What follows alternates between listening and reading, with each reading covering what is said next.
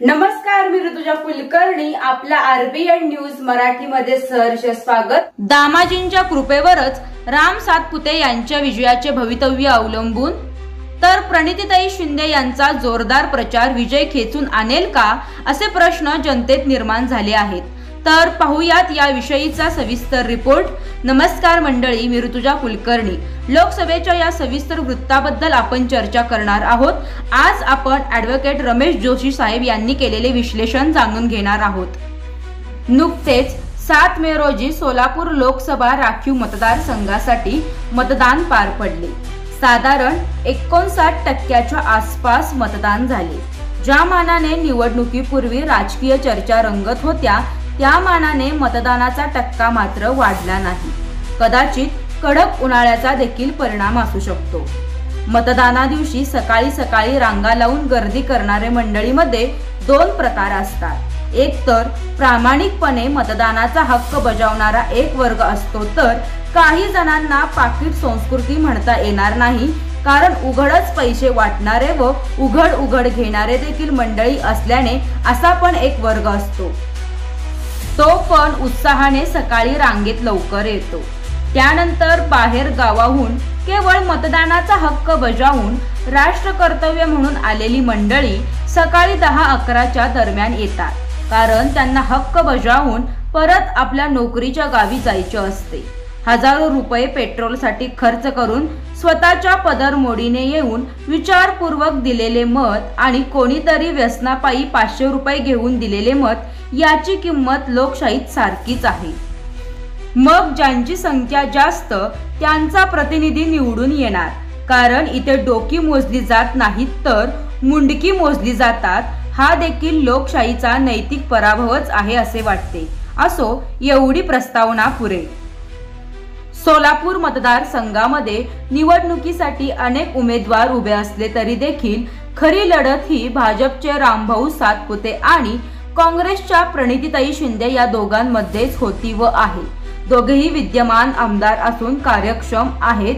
अगोदरपासून निवडणूक लढवण्याचे ठरवल्यामुळे प्रचारात आघाडी मात्र प्रणितीताईंनी नक्कीच घेतली होती. त्यांच्या मतदारसंघात किमान 3 फेऱ्या तरी गाववार झाल्या असाव्यात असे वाटते. या उलट रामभाऊ यांचे नाव उशिरा जाहीर झाल्याने त्यांना मतदारसंघात प्रत्येक गावात हजेरी देखील लावता आलेली नाही. रामभाऊ यांची सगळी भिस्त ही मोदी साहेब आणि भाजपचे मतदार यांच्यावरच होती.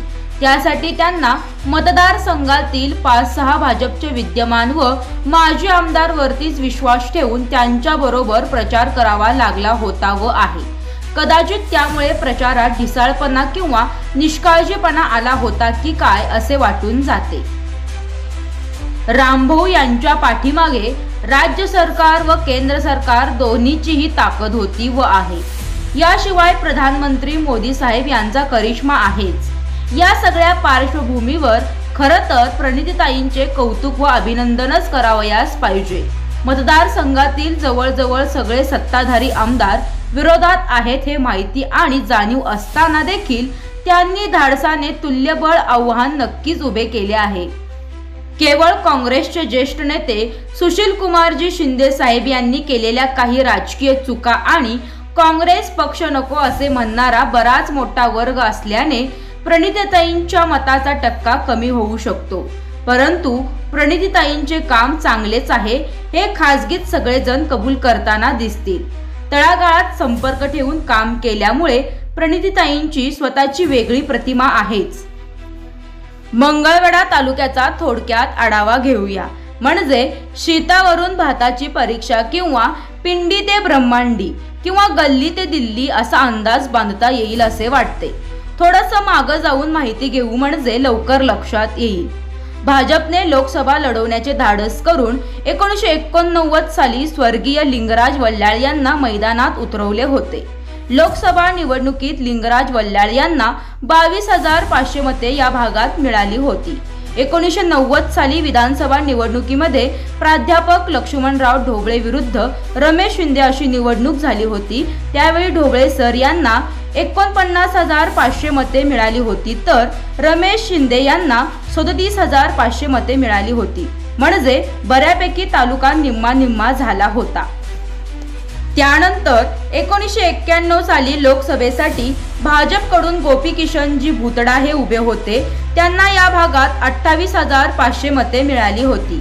त्यानंतरच्या लोकसभेला पुन्हा एकदा लिंगराज वल्ल्याळ साहेब उभे राहिले होते। त्यावेळी त्यांना 35,500 मते मिळून ते खासदार म्हणून निवडून आले होते। त्यानंतरच्या लोकसभेसाठी भाजपकडून प्रतापसिंह मोहिते पाटील हे उभे होते। त्यांना या भागात 39,500 इतकी मते मिळून ते खासदार झाले होते। त्यानंतर लोकसभेची अटीतटीची आणि प्रतिष्ठेची लढत म्हणजे तत्कालीन मुख्यमंत्री सुशीलकुमार शिंदे साहेब यांच्या सुविद्य पत्नी उज्ज्वलाताई शिंदे विरुद्ध आमदार सुभाष देशमुख साहेब यांच्यामध्ये झाली होती। त्यावेळी ॲडव्होकेट रमेश जोशी हे धाराशिव उस्मानाबाद मतदारसंघामध्ये ढोबळे सरांच्या विरोधात कल्पना नरहिरे यांच्यासाठी सभा घेण्यामध्ये सक्रिय होते। त्यावेळी मतदानासाठी शेवटचे 3-4 दिवस शिल्लक असताना राष्ट्रीय स्वयंसेवक संघाच्या माध्यमातून अहवाल आल्याने ॲडव्होकेट जोशी यांना मंगळवेढा तालुक्यात गरज आहे असा निरोप आला होता। शेवटचे 3 दिवस मंगळवेढा तालुक्यात येऊन 80 गावचा भेटीगाठी दौरा पूर्ण केला। देवाने गाराने ऐकले आणि सुभाष देशमुख 5,000 मतांनी निवडून आले। त्यानंतर भाजपकडून नंतरच्या निवडणुकीत ॲडव्होकेट शरद बनसोडे यांनी शिंदे साहेब यांचा पराभव केला होता।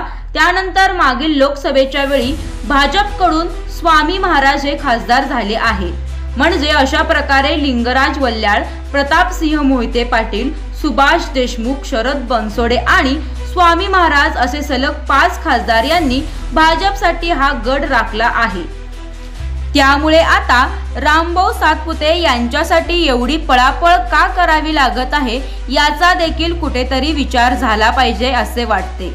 उलट आता तर मतदारसंघामध्ये भाजपचे 5-6 विद्यमान आमदार आहेत, काही माजी आमदार देखील बरोबर आहेत, तर ढोबळे सरांच्या सारखे माजी मंत्री देखील बरोबर आहेत। याशिवाय राज्य आणि केंद्र सरकारमध्ये देखील सत्ता आहे। एवढी सगळी ताकद बरोबर असताना नियोजन कुठे कमी पडत होते का असा देखील विचार झाला पाहिजे। त्यामुळे विधानसभेच्या निवडणुकीत भालके, परिचारक व आवताडे अशी तिरंगी लढत झाली होती। त्यावेळी आवताडे यांना पराभव पत्करावा लागला होता।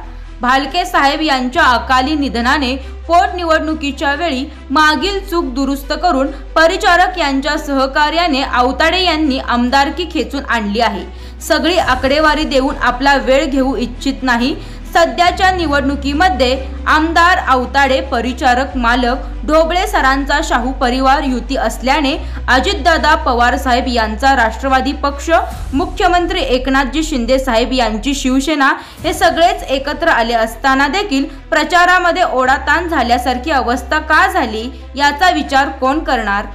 सगळ्यांना एकत्र हाक मारून बोलवणारे, अशी समन्वयाची भूमिका घेणारे नियोजन कुठे कमी पडले?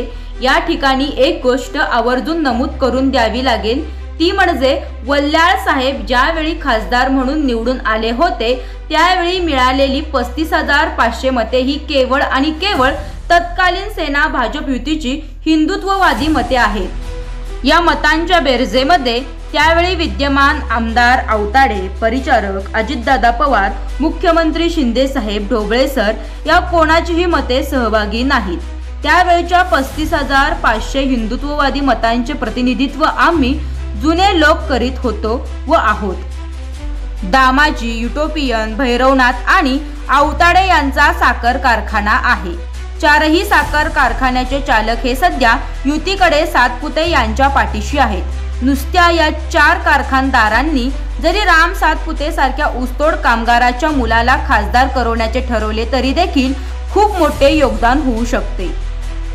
आमदार आवताडे, परिचारक, मालक, ढोबळे सर, भैरवनाथचे सावंत साहेब, अजित पवार साहेब यांच्या गटाचे प्रतिनिधी आणि एकनाथ शिंदे साहेब यांच्या गटाचे प्रतिनिधी या सगळ्यांनाच एकत्र करून एकाच दिवशी तालुक्याचा एक जरी दौरा केला असता तरी देखील वेगवेगळ्या बैठका आणि दौरे करण्याची गरज पडली नसती असे वाटते।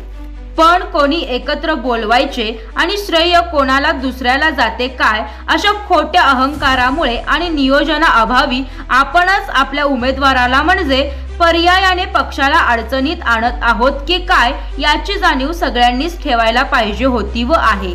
दोन्हीही उमेदवारांनी एकमेकांवर टीका करून जनतेची करमणूक करण्याऐवजी विकासाच्या मुद्द्यावर सकारात्मक भूमिका घेऊन लोकांसमोर बाजू मांडणे गरजेचे होते असे वाटते। प्रचार संपताना पदयात्रेनंतरच्या सभेमध्ये उमेदवाराची भेट घेण्याचा प्रयत्न केला, परंतु तेवढा देखील वेळ त्यांना मिळाला नाही। 5 वाजता प्रचार बंद करणे आवश्यक असल्याने बोलण्याची संधी मिळालीच नाही। तरी देखील नाराजी नाही।